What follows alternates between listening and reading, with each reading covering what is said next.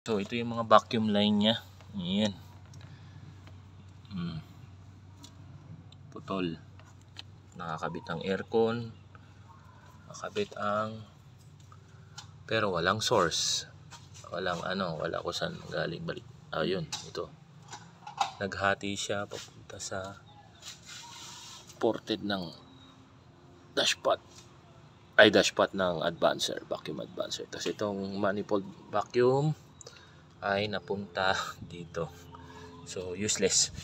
Hindi yan dapat dyan. Tapos ito yung mga check valve nya. Ayan. Ayan. Ito sa aircon. Ayan.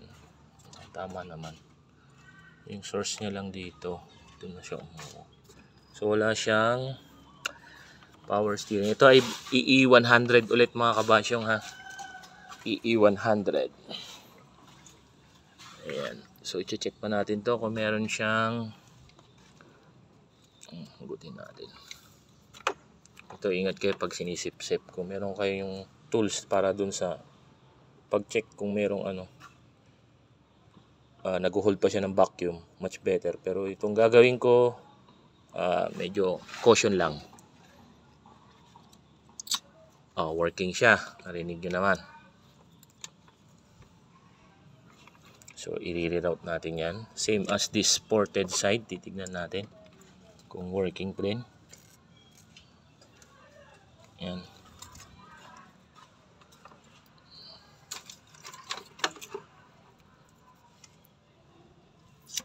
Working din. So good. Hindi nga lang. Lasang gasolina. So hindi ko na ina-advise na sipsipin nyo na sipsipin ha. Gumamit kayo ng proper tools din. Yung sa akin kasi nasira lately lang. So ayan.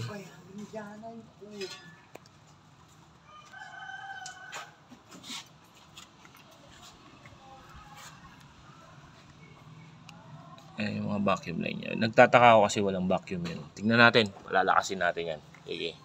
Ayusin natin mga kabasyong.